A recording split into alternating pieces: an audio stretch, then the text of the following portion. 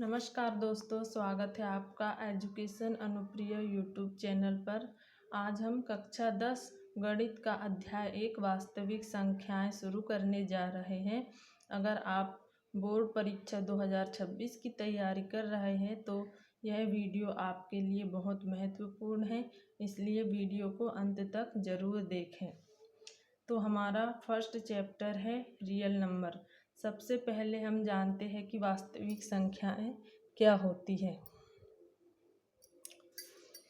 वे सभी संख्याएं जो संख्या रेखा पर दिखाई देती है वास्तविक संख्याएं कहलाती है। एग्जाम्पल के लिए मान लेते हैं जैसे 5, 0, 2, 7/3, √2, पाई। ये सभी क्या वास्तविक संख्याएं कहलाती है। दूसरी संख्या हमारी अभाज्य संख्या क्या है। जिस संख्या के केवल 2 गुणनखंड हो उसे अभाज्य संख्या कहते हैं। एक तो वो स्वयं और एक, जैसे 2, उदाहरण के लिए 2 में 1, 2 उसी का भाग हो सकता है, बाकी किसी का नहीं। जैसे 3 में भी 3 का ही हो सकता है, बाकी किसी का नहीं हो सकता। वैसे ही 5, 7, 11 और 13। तीसरा क्वेश्चन है हमारा संयुक्त संख्या किसे कहते हैं। जिस संख्या के 2 से अधिक गुणनखंड हो उसे संयुक्त संख्या कहते हैं। इसमें क्या है, जिसमें 2 से अधिक गुणनखंड हो। एग्जाम्पल के लिए 4, 6, 8, 9, 10। जैसे हम 4 को 4 से भी डिवाइड कर सकते हैं, इसको 2 से भी किया जा सकता है। जैसे 6 को 2 से भी डिवाइड कर सकते हैं और इसे 3 से भी डिवाइड कर सकते हैं। इसी तरह 8, 9, 10 जिसमें 2 से अधिक गुणनखंड हो उसे संयुक्त संख्या कहते हैं। चौथा क्वेश्चन हमारा HCF महत्तम समापवर्तक किसे कहते हैं। 2 या 2 से अधिक संख्याओं का सबसे बड़ा समान गुणनखंड महत्तम समापवर्तक कहलाता है। आइए समझते हैं इसे कैसे। जैसे हमने 18 का महत्तम समापवर्तक निकाला तो इसको हमने अलग किया 2 × 3 × 3, मतलब 2 तिया 6, 6 तिया 18। तो 24 का इसी तरह निकालेंगे 2 × 2 × 2 × 3, 2 दूना 4, 4 दूना 8, 8 तिया 24। तो इसमें क्या दिया है, संख्याओं का सबसे बड़ा समान गुणनखंड महत्तम समापवर्तक कहलाता है। तो समान गुणनखंड कितने दिए हैं हमारे इसमें, ये 3 का है और यहाँ पे 2 का। तो हमने यहाँ से एक 3 लिया और यहाँ से 2, तो 2 × 3 किए तो कितना आ गया हमारा HCF 6। तो इस तरह महत्तम समापवर्तक निकालते हैं। पांचवा क्वेश्चन है हमारा LCM लघुत्तम समापवर्ती किसे कहते हैं। 2 या 2 से अधिक संख्याओं का सबसे छोटा समान गुणज कौन सा, सबसे छोटा समान गुणज लघुत्तम समापवर्त कहलाता है। एग्जाम्पल देखेंगे इसका।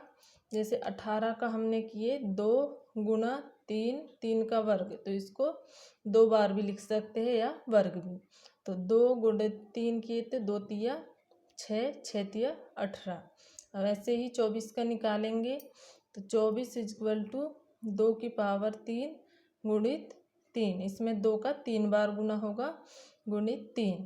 तो इसमें LCM क्या है, सबसे छोटा समान गुणज लेंगे पहले। तो 2 की घात 3 × 3 की घात 2।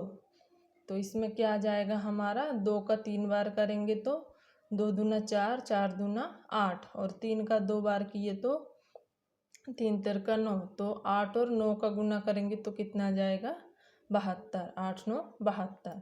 तो इस तरह हम लघुत्तम समापवर्त निकालते हैं। छठवां क्वेश्चन है हमारा यूक्लिड विभाजन प्रमेय किसे कहते हैं। जहाँ शेषफल हमेशा भाजक से छोटा होता है यूक्लिड विभाजन प्रमेय कहलाता है। इसका सूत्र है लाभांश बराबर भाजक गुणित भागफल धन शेषफल। इस यूक्लिड प्रमेय निकालने का यह सूत्र है। सातवां क्वेश्चन है हमारा परिमेय संख्या किसे कहते हैं। जिस संख्या को P/Q के रूप में लिखा जा सके और जहाँ Q नॉट इक्वल टू बराबर 0 हो उसे परिमेय संख्या कहते हैं। एग्जाम्पल के लिए मान लेते हैं 3/4 माइनस के 5/2 और 7।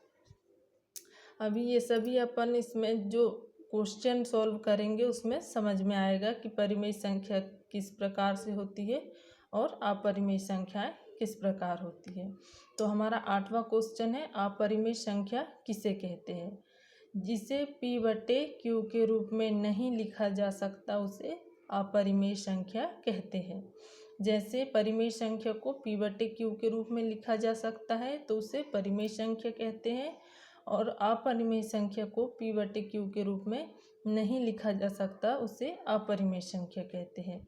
इसमें एग्जाम्पल के लिए मान लिए √2, √3, √5 और पाई। इनको क्या है, P/Q के रूप में नहीं लिखा जा सकता। तो इसके कुछ महत्वपूर्ण सूत्र हैं। लाभांश बराबर भाजक गुणित भागफल धन शेषफल, और HCF गुणित LCM बराबर दोनों संख्याओं का गुणनफल। तो ये सूत्रों के आधार पर हम कुछ बोर्ड परीक्षा के महत्वपूर्ण प्रश्नों को सॉल्व करेंगे। तो हमारा फर्स्ट क्वेश्चन है, 405 और 252 का HCF यूक्लिड विभाजन विधि से ज्ञात कीजिए। तो इस सवाल को देखेंगे हम कैसे सॉल्व करेंगे। 405 और 252 का HCF यूक्लिड विभाजन, तो इसका सूत्र क्या है, लाभांश बराबर भाजक गुणित भागफल। तो हम इस सूत्र में इसका मान रखेंगे। सबसे पहले सूत्र लिख लेते हैं, लाभांश बराबर भाजक गुणित भागफल धन शेषफल। मान रख देंगे हम इसमें। लाभांश कितना है हमारा 405 बराबर भाजक कितना है 252 गुणित इसमें कितने बार भाग जाएगा 252 का 405 में कितनी बार भाग जाएगा, एक बार, तो भागफल क्या आ जाएगा 1 धन। अब शेषफल 405 को 252 को 405 में से माइनस करेंगे तो हमारे पास कितना आ जाएगा 153। बचा कितना शेषफल 153। इसी तरह आगे भी करते जाएंगे। 252 बराबर 153 आ जाएगा भाजक गुणित इस 153 का 252 में कितने बार भाग जाएगा, एक बार, प्लस 252 में से 153 माइनस करेंगे तो कितना आ जाएगा 99।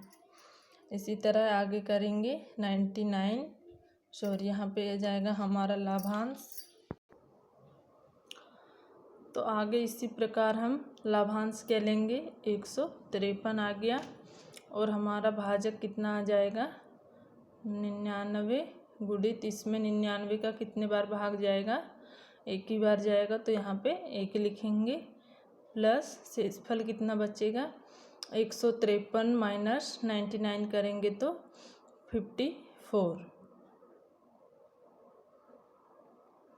इसी तरह आगे अब हमारा लाभांश आ जाएगा 99 इज इक्वल टू भाजक क्या हो जाएगा 54। इसमें कितने का भाग जाएगा, इसमें 54 का एक ही बार जाएगा तो गुणित 1 धन यहाँ पे कितना आ जाएगा 99 माइनस 54 करेंगे तो 45। अब यहाँ पे लाभांश हो जाएगा हमारा 54 बराबर 45, भाजक आ जाएगा हमारा 45 का, इसमें भी एक ही बार भाग जाएगा, धन इसमें शेषफल कितना बचेगा 54 में से 45 को घटाएंगे तो 9 बचेगा। इसी तरह 45 हमारा लाभांश आ जाएगा, फिर यहाँ पे 9 भाजक हो जाएगा। अब इसका भाग 9 का 45 में कितने बार जाएगा 9 पना 45, तो हमारा भागफल कितना आ जाएगा 5, प्लस अब इसको 45 में से माइनस हो जाएगा तो 0 बचेगा। तो अतः HCF हमारा क्या आ जाएगा,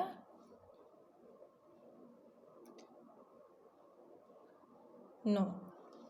इस तरह हम 405 और 252 का यूक्लिड विभाजन प्रमेय से HCF ज्ञात करेंगे। तो आइए देखते हैं दूसरा क्वेश्चन।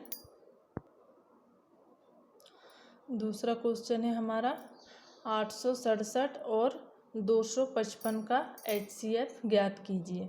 इसमें भी हमको क्या है, HCF निकालना है। तो 867 और 255 का, इसमें भी हम वही सूत्र का उपयोग करेंगे, लाभांश बराबर भाजक गुणित भागफल धन शेषफल। इसमें भी हम मान रख देंगे। लाभांश कितना है हमारा 867, भाजक कितना आ जाएगा 255, गुणित इसमें कितने बार भाग जाएगा 255 का हम 867 में कितने बार भाग दे सकते हैं, 255 को हम 3 बार भाग दे सकते हैं इसमें, प्लस शेषफल कितना बचेगा हमारा 255 का 3 बार भाग करेंगे तो 3 बार गुना करेंगे तो कितना आ जाएगा, 255 का हम 3 बार गुना करेंगे तो आ जाएगा हमारे 765। तो 867 में से माइनस कितना कर देंगे 765, तो हमारा शेषफल कितना बच जाएगा 102। अब इसी तरह लाभांश क्या जाएगा हमारा 255, भाजक हो जाएगा 102। अब 102 का 255 में कितने बार भाग जाएगा 2 बार, 102 का 2 बार गुना करेंगे तो 204 आ जाएगा। अब 255 में से 204 माइनस करेंगे तो कितना बचेगा हमारे पास 51। अब हमारा लाभांश हो जाएगा 102 बराबर 51 गुणित इसका भी 2 बार गुना हो जाएगा, 2 बार भाग जाएगा इसमें 2 प्लस 2 बार भाग करेंगे 51 का तो 102 आएगा। तो शेषफल क्या होगा 0। तो हमारा HCF क्या आ जाएगा, अतः HCF बराबर 51। इस तरह HCF निकालेंगे। अब हमारा तीसरा क्वेश्चन है, सिद्ध कीजिए कि √5 एक अपरिमेय संख्या है। मान लेते हैं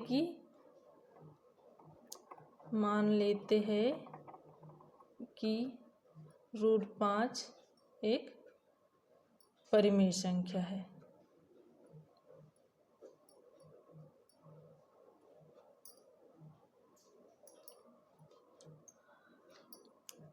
तब √5 बराबर क्या आ जाएगा P/Q। हमने इसको एक परिमेय संख्या मान लिया है तो √5 बराबर P/Q आ जाएगा, जहाँ P और Q क्या है, एक अभाज्य संख्या है, सहअभाज्य है। तो दोनों पक्षों का वर्ग कर देंगे, दोनों पक्षों का वर्ग करने पर इसका वर्ग किए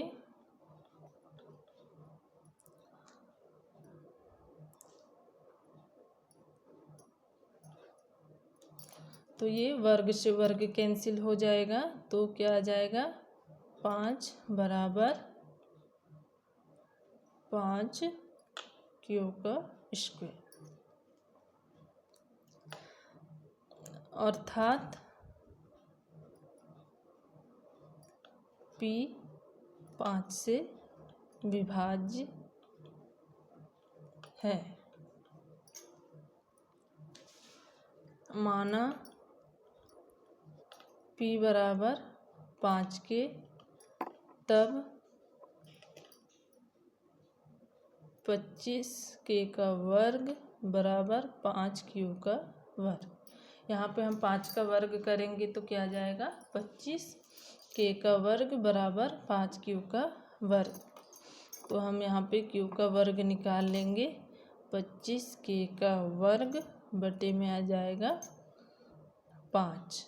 तो 5 का हमने इसमें 5 बार भाग दे दिए तो कितना आ गया हमारा q का वर्ग बराबर 5k का वर्ग। तो अर्थात q भी क्या है 5 से विभाज्य है, अर्थात q भी 5 से विभाज्य है।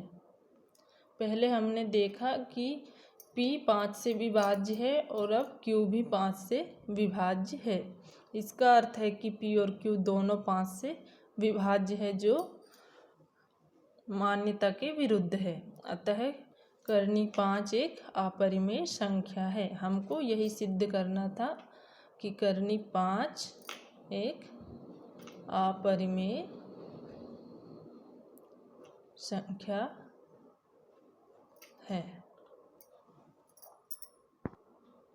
चौथा क्वेश्चन है हमारा, क्या 13/3125 मतलब 3125 का दशमलव प्रसार समाप्त होगा? तो इस दशमलव प्रसार समाप्त होगा या नहीं हमको ये बताना है। तो इसको सॉल्व करते हैं। हर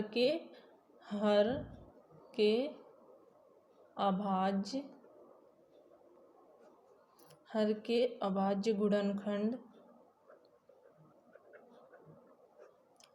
केवल इसके अभाज्य के गुणनखंड केवल कितना है 2 है और 5। इसका गुणनखंड निकालेंगे हम तो कितना आएगा 2 और 5। अतः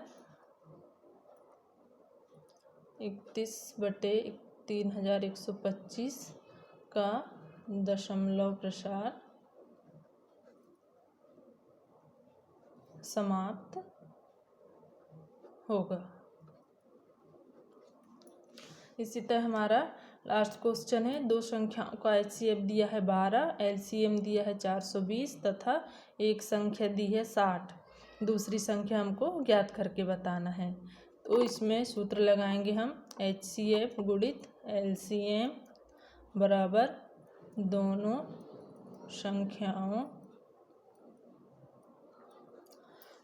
संख्याओं का गुणनखंड।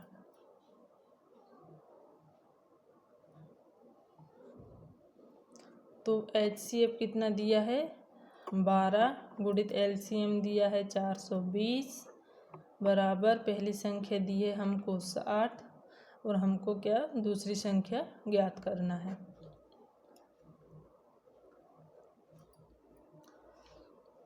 दोनों का गुणा करेंगे तो हमारे पास कितना आ जाएगा 5040 बराबर 60 गुणित दूसरी संख्या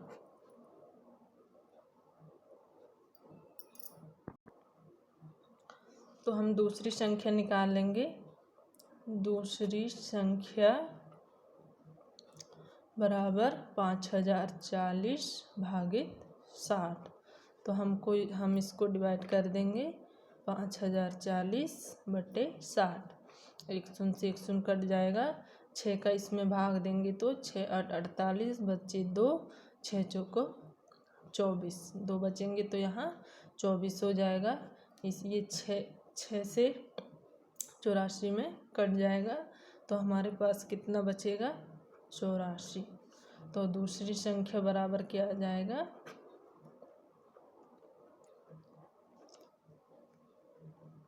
84। यही हमारा आंसर होगा। तो दोस्तों आज हमने सीखा वास्तविक संख्याएं, अभाज्य संख्याएं, संयुक्त संख्याएं, HCF और LCM, यूक्लिड विभाज्य प्रमेय, परिमेय और अपरिमेय संख्या और बोर्ड परीक्षा के कुछ महत्वपूर्ण प्रश्न। अगर वीडियो पसंद आया हो तो लाइक करें, शेयर करें और एजुकेशन अनुप्रिय चैनल को सब्सक्राइब करना ना भूलें। धन्यवाद। मिलते हैं अगले वीडियो में, जहां हम अध्याय 1 के NCERT प्रश्नों को विस्तार से हल करेंगे।